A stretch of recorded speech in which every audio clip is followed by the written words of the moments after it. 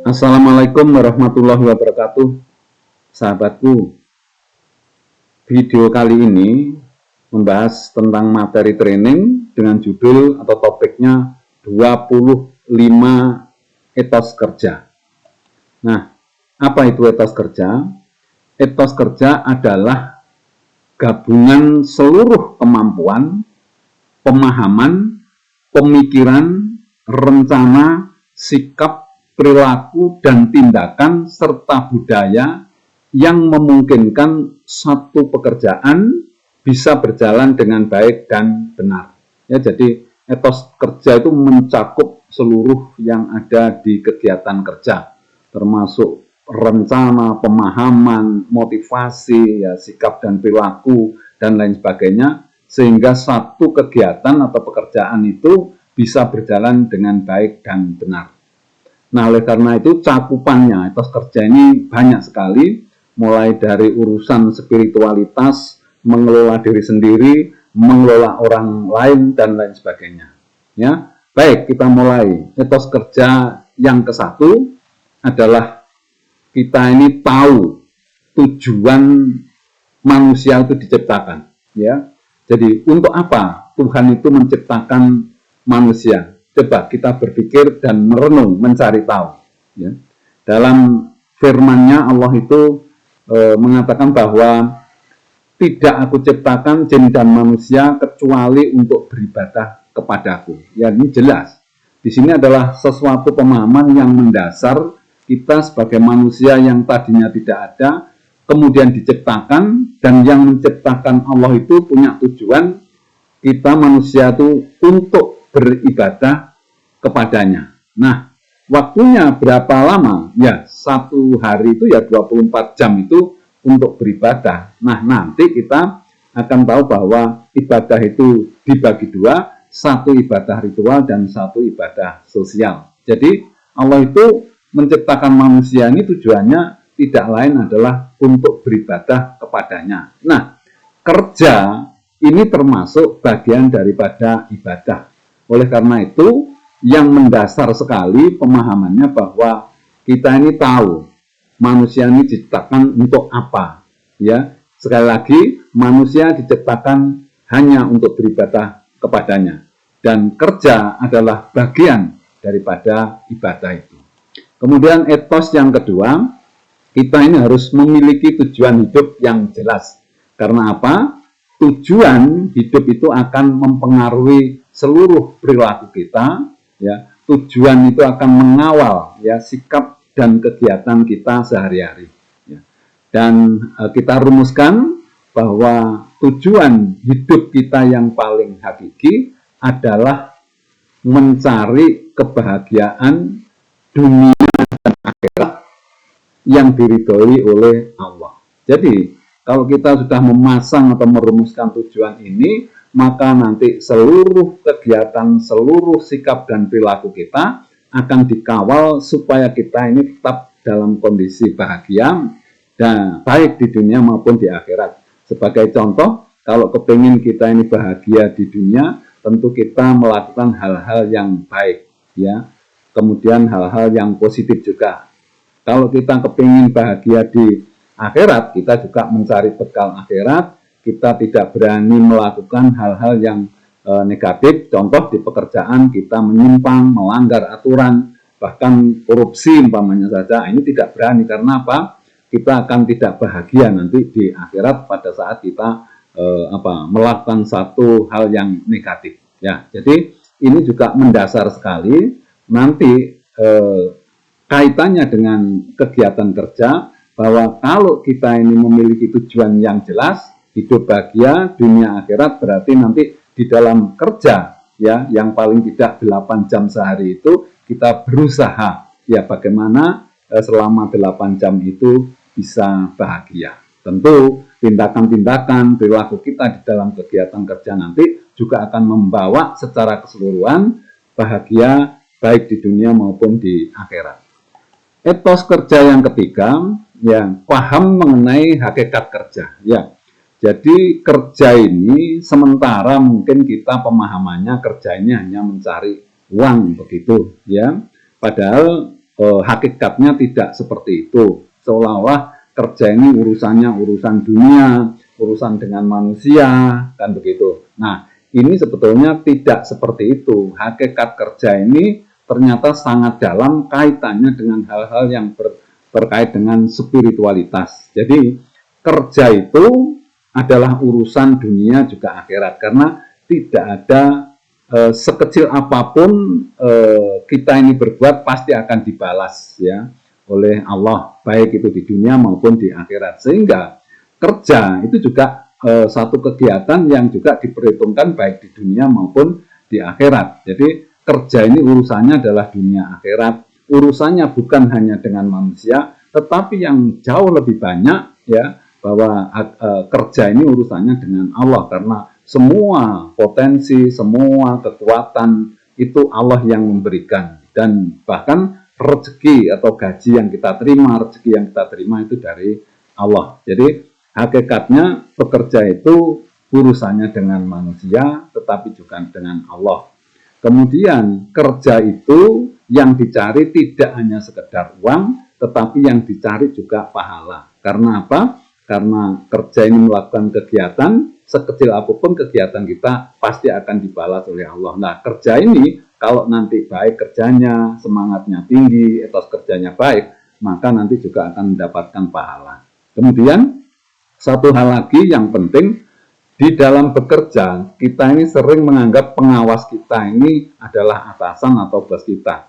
Nah, ini yang keliru, artinya tidak sesuai dengan hakikat kerja. Hakikat kerja kita ini, pengawas yang sebenarnya adalah Allah. Jadi Allah itu tidak pernah lepas dari kita, ya, tidak pernah meninggalkan kita, karena semua organ-organ ya di dalam tubuh kita ini tidak menjalankan sendiri. Siapa yang menjalankan? Tentu Allah. Sehingga Allah itu dimanapun kita berada pasti membantu kita untuk menjalankan seluruh organ-organ yang ada di dalam tubuh kita. Sehingga pada waktu kita kerja, kita ini juga diawasi. Allah ini tahu ya bahwa kita ini kalau bekerja menyimpang, melanggar dan lain sebagainya tentu tahu.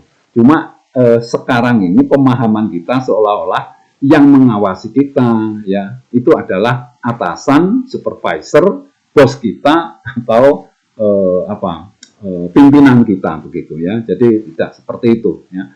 Ada hakikatnya bahwa nantinya bekerja ini adalah ibadah ya. Jadi berbakti kepada Allah. Karena apa?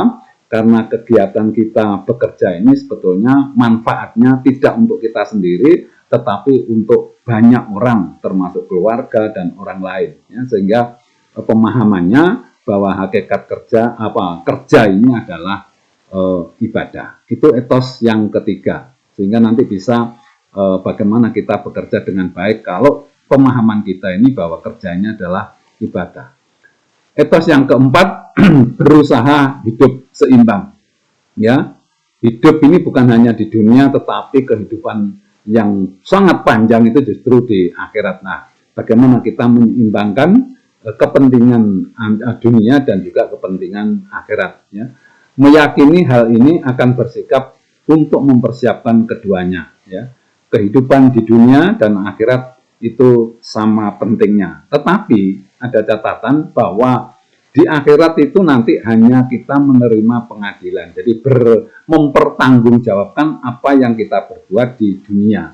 Sehingga hidup di dunia yang relatif pendek ini, yang hanya sebentar katanya, itu memang krusial sekali. Artinya kita harus berbuat sesuatu. Ya, karena pendek, kita harus banyak berbuat sesuatu, termasuk apa yang harus kita lakukan di dalam kegiatan bekerja ini. Ya, sehingga nanti waktu di akhirat yang waktunya panjang sekali, kita ini mendapatkan surga, begitulah kasarnya. Ya, jadi apa yang kita kerjakan di dunia nanti akan kita pertanggungjawabkan di akhirat. Oleh karena itu, kita ini untuk bisa mendapatkan kebahagiaan dunia akhirat, kita harus seimbang ya. Di dunia memang kita penting untuk hidup, tetapi sebetulnya hidup itu untuk melakukan sesuatu yang nanti di akhirat itu bisa membawa kita bahagia. Itu etos yang keempat. Etos yang kelima, hanya mencari rezeki barokah. Nah, ini efeknya sangat banyak sekali, ya. Maksudnya bahwa kalau kita sudah punya prinsip ya mencari rezeki yang halal, rezeki yang barokah, maka di tempat kerja kita ini nanti akan berperilaku ya bagaimana rezeki yang kita bawa pulang itu menjadi halal atau menjadi barokah. Saya kasih contoh saja. Kalau kita bekerja dengan malas ya, tidak mengerjakan seperti yang ditugaskan, tentu ini tidak seimbang dengan hak yang kita terima, maka gaji itu tidak barokah atau rezeki yang kita terima itu tidak barokah. Ya. Nah, supaya kita barokah, semua ketentuan-ketentuan di dalam pekerjaan, ya, bekerja dan lain sebagainya itu harus yang halal, harus yang baik, yang positif, sehingga rezeki yang kita dapatkan itu nanti barokah. Kemudian etos yang keenam yaitu memaksimalkan potensi diri. Ya, jadi kalau kita ini bekerja kepingin rezeki yang barokah, ya, jadi tentu kita ini memiliki potensi. Potensi itu kemampuan, ya. Jadi seluruh kemampuan kita itu kita maksimalkan, ya. Jadi di dalam penjelasan ini kita diberi oleh Tuhan kemampuan yang luar biasa untuk bisa melakukan sesuatu. Salah satu bentuk rasa syukur adalah memaksimalkan kemampuan tersebut untuk hal-hal yang positif.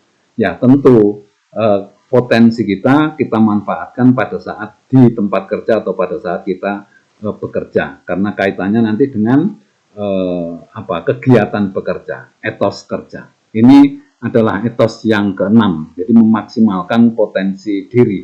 Nah, sekarang etos yang ketujuh menggunakan konsep WTS di dalam meningkatkan potensi diri. Nah, kalau yang namanya potensi itu adalah kemampuan, bagaimana caranya meningkatkan kemampuan itu supaya hasil kerja kita nanti itu bisa lebih baik daripada sebelumnya. Jadi kita terus ya meningkatkan potensi yang ada di dalam diri kita.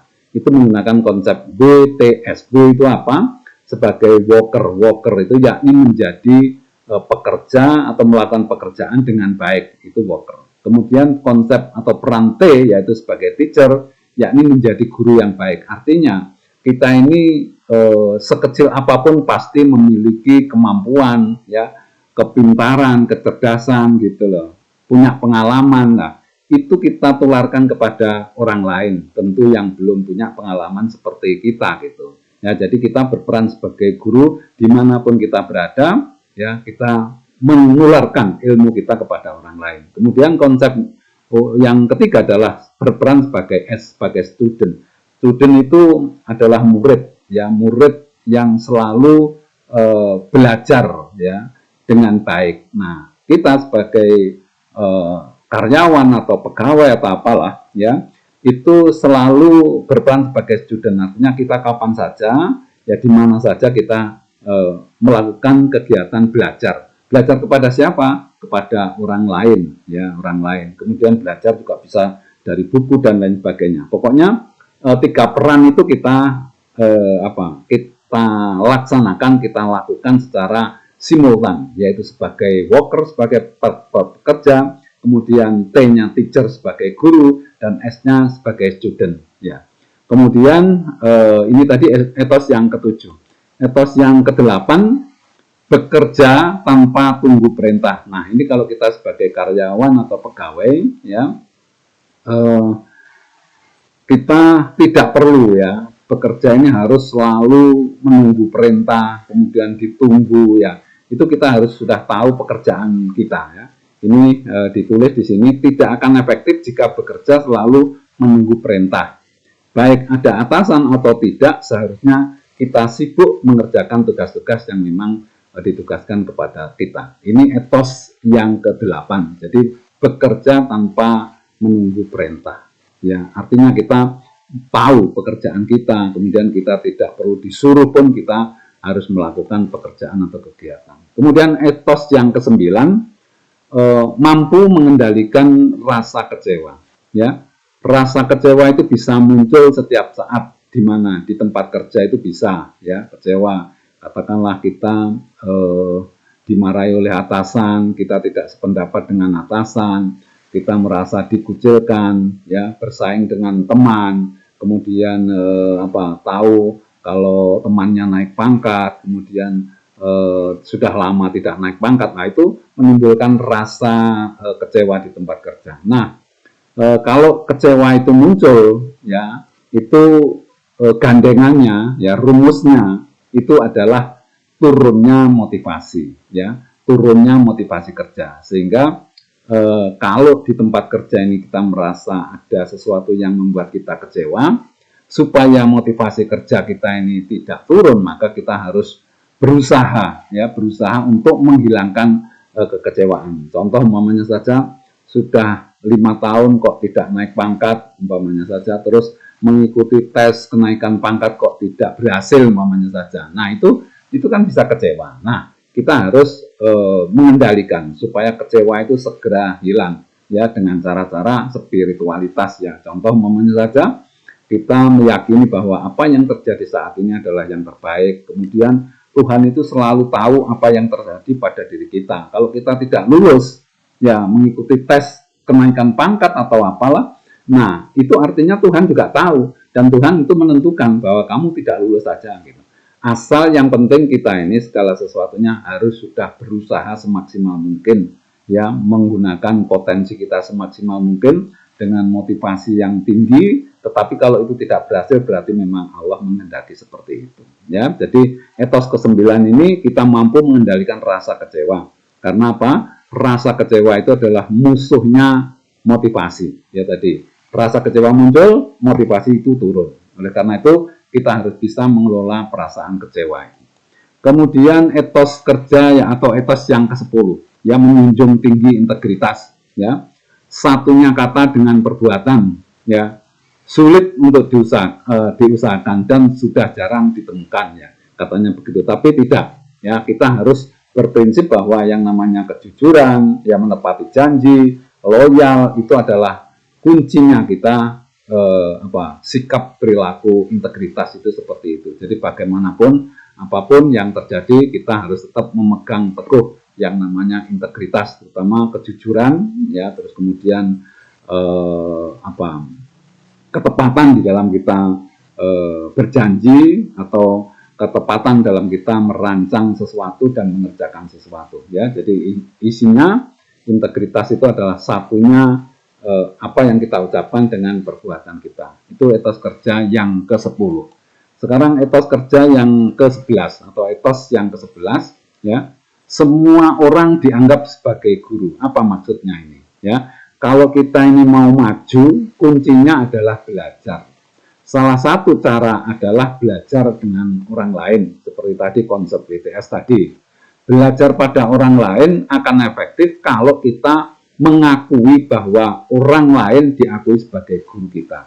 Jadi kalau kita ini kepingin belajar kan yang paling gampang itu kan belajar kepada orang lain. Nah, kita baru mau belajar kepada orang lain kalau kita ini di dalam hati kita mengakui bahwa orang lain adalah guru-guru kita, sehingga kita banyak belajar dari orang di sekitar kita, ya, apakah itu atasan kita, teman kita, bawahan kita belajar ke sana, sehingga semua orang yang ada di lingkungan atau di tempat kerja, baik itu di bagiannya atau di luar bagiannya, itu kita anggap sebagai guru. Nanti kita akan cepat, ya, mendapatkan ilmu baru, pengalaman baru, sehingga kemampuan kita akan segera meningkat. Itu etos kerja atau etos yang ke-11.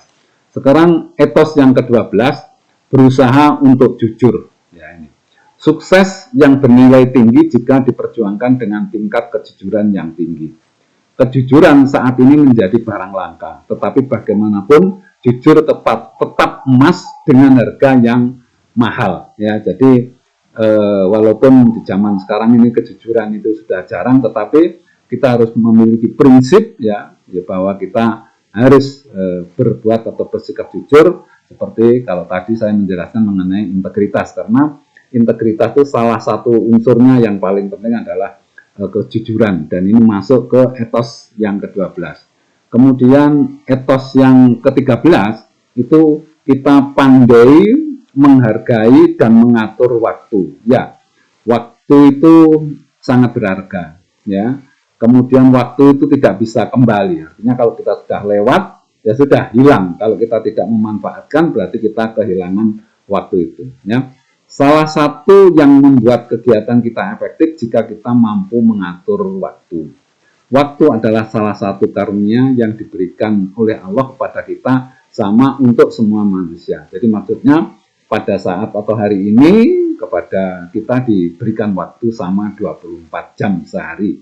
Nah, itu maksudnya. Itu adalah nikmat yang luar biasa karena yang lain itu berbeda. Yang sama ini hanya waktu ini. Waktu pun ada yang tidak sama, ya. Maksudnya pada hari ini, ya kalau kita ini bisa 24 jam, tapi ada orang lain yang di tengah hari atau di malam hari meninggal, berarti tidak 24 jam.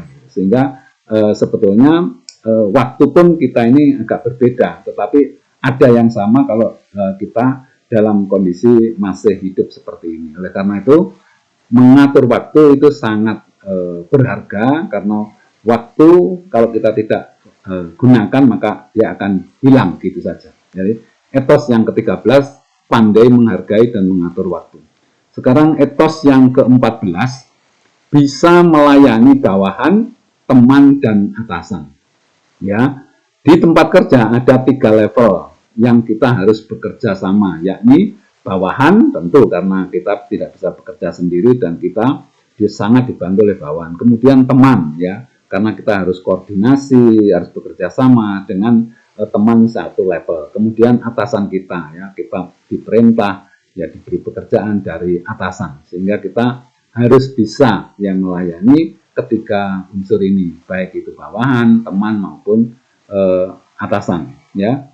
Kerja kita akan efektif jika kita mampu memberikan yang terbaik untuk ketiga level tersebut, ya. Jadi etos ke-14 ini bisa melayani bawahan, teman, dan atasan. Kemudian etos yang ke-15, gampang untuk tersenyum. Artinya kita ini bersikap ramah, bersikap gerapyak, katanya orang Jawa.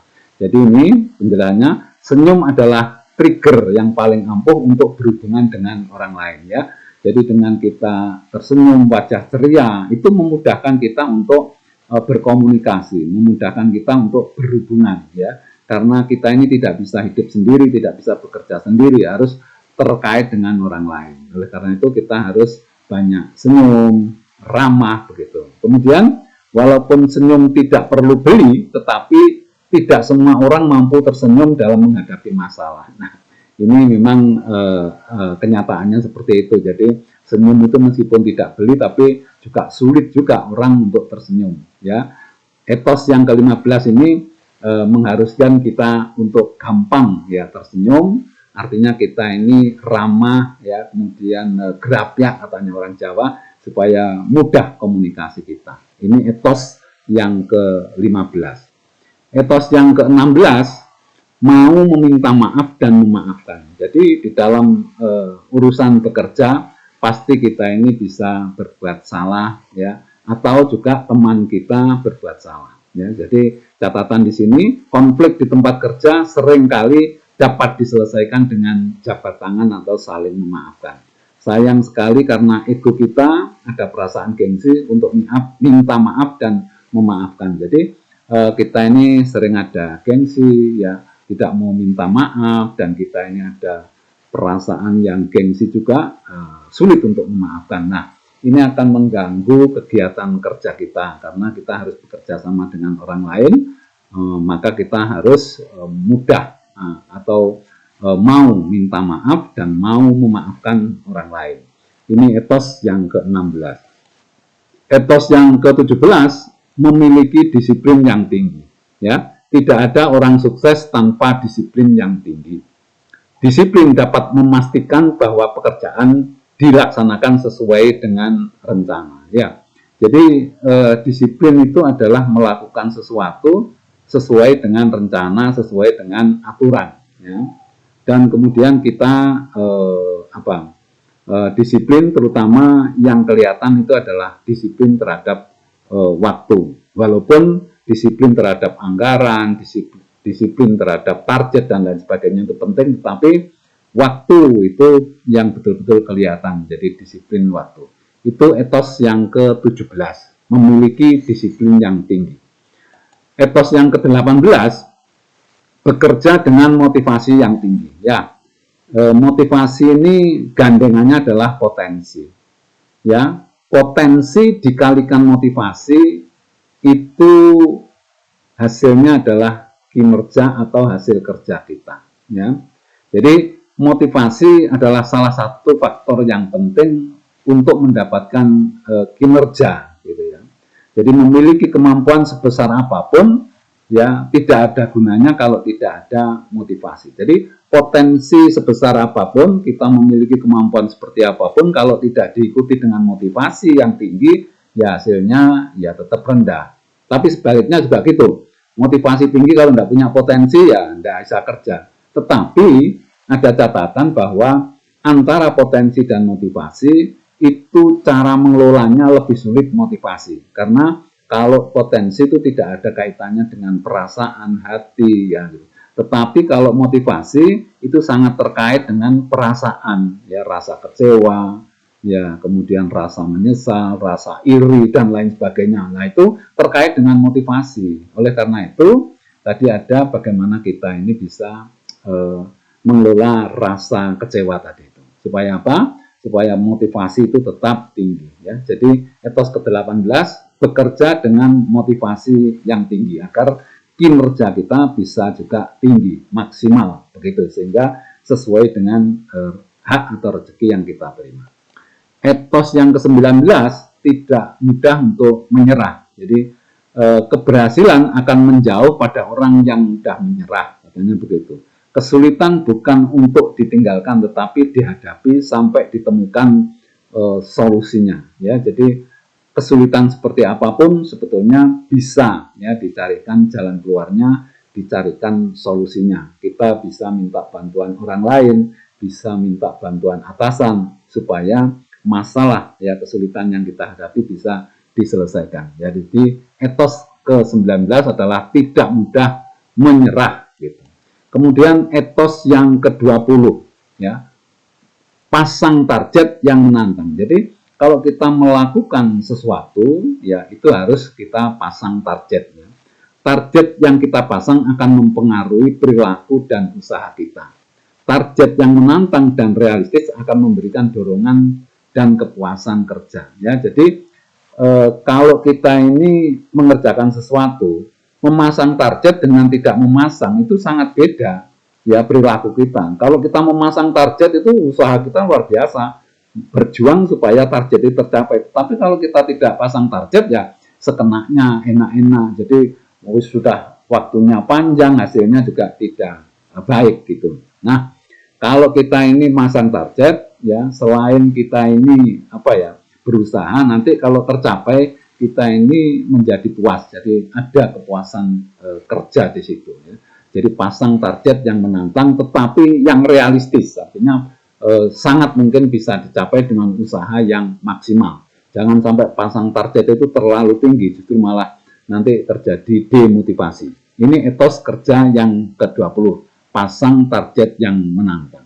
Kemudian etos yang ke-21, suka membaca buku ya tadi itu. Jadi karena teknologi kemajuan zaman ini terus berkembang, maka kita juga harus belajar. Nah, belajar yang paling efektif itu membaca buku lah. Zaman sekarang juga banyak medsos, internet dan lain sebagainya.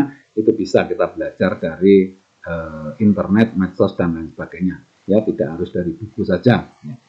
Baik, itu etos kerja yang ke-21. Etos kerja yang ke-22 selalu berpikir positif. Ya, berpikir positif akan melihat sekitar kita menjadi indah. Ya, di tempat kerja jika kita berpikir positif, semua urusan jadi mudah dan ringan. Ya. Berpikir positif itu selalu melihat orang dari sisi positifnya gitu. Kemudian masalah-masalah itu dilihat positifnya bahwa ini bisa diselesaikan gitu. Tapi kalau kita ini berpikir negatif ya semua orang akan kelihatan jeleknya ya. Terus kemudian masalah itu sepertinya juga masalah yang nggak bisa diselesaikan dan lain sebagainya. Jadi kita berpikir positif supaya apa? supaya kita bisa happy ya di tempat kerja, melaksanakan kerja dengan semangat yang tinggi ya, kemudian yakin akan kemampuan kita untuk bisa menyelesaikan masalah-masalah yang muncul ya. Jadi ini etos kerja yang ke-22, selalu berpikir positif. Kemudian etos kerja yang ke-23 atau etos ke-23, berani mengambil risiko ya. Tidak ada pekerjaan atau kegiatan tanpa risiko. Risiko bukan untuk ditakuti, tetapi justru dicari dan diminimalisir agar program bisa berjalan dengan lancar. Maksudnya kalau kita mau melaksanakan satu proyek dan lain sebagainya atau kegiatan, itu harus kita perhitungkan risikonya apa. Kemudian kalau kita sudah tahu risikonya seperti apa, risiko itu kita perkecil ya, supaya nanti kita ini bisa pada pelaksanaan pekerjaan itu bisa berjalan lancar karena risiko sudah kecil. Tetapi kalau kita tidak memperhitungkan risiko, pada saat kita melaksanakan tahu-tahu muncullah kesulitan-kesulitan atau risiko-risiko yang tadi tidak dipikirkan atau dipertimbangkan. Ini etos kerja atau etos yang ke-23, berani mengambil risiko. Etos yang ke-24, mampu menyikapi perubahan secara positif. Ya, perubahan terus akan terjadi, tidak mungkin berhenti. Hidup kita akan bahagia atau menderita tergantung bagaimana kita menyikapi perubahan yang terjadi. Ya, di tempat kerja itu selalu ada perubahan-perubahan ya, aturan ya, kemudian situasi ya, katakanlah harga-harga ya, kemudian bagaimana ada aturan-aturan dari pemerintah, selalu berubah terus. Nah, kita harus menyikapinya secara positif ya. Artinya kalau kita menyikapi secara positif, maka kita bisa berpikir jernih ya, tidak pesimis ya, selalu optimis di dalam melakukan kegiatan kerja ini. Jadi etos yang ke-24, mampu menyikapi perubahan secara positif. Sekarang yang terakhir adalah etos yang ke-25, mampu berkomunikasi dengan baik ya.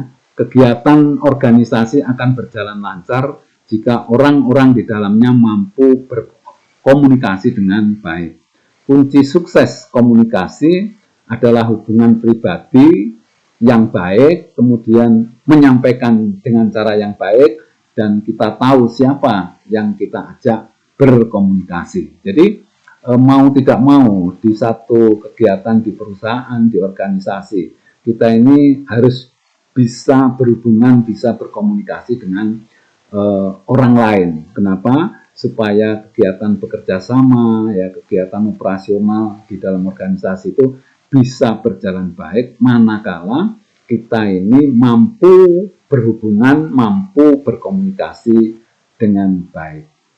Sahabatku, itu tadi 25 etos kerja yang sudah kita jelaskan bersama-sama tadi ya. Kita bisa mengambil satu manfaat ya. Kalau 25 etos itu bisa kita laksanakan dengan baik, kita kerjakan dengan baik, insya Allah kita di dalam bekerja akan menuai keberhasilan atau kesuksesan ya. Tentu kita tetap ya berharap bahwa semua yang kita lakukan di dalam kegiatan kerja ini bisa dicatat sebagai kegiatan ibadah atau bernilai ibadah. Karena bagaimanapun juga perintah Allah, tidak aku ciptakan jin dan manusia kecuali untuk beribadah. Nah, bekerja dimanapun itu termasuk kegiatan ibadah.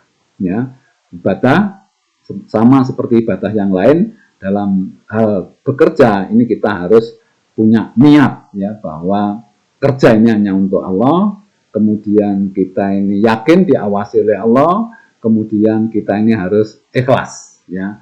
Ikhlas dalam arti bahwa kita legowo, rela melaksanakan tugas ini karena kerja adalah ibadah. Demikian sahabatku, mudah-mudahan bermanfaat. Saya akhiri, wassalamualaikum warahmatullahi wabarakatuh.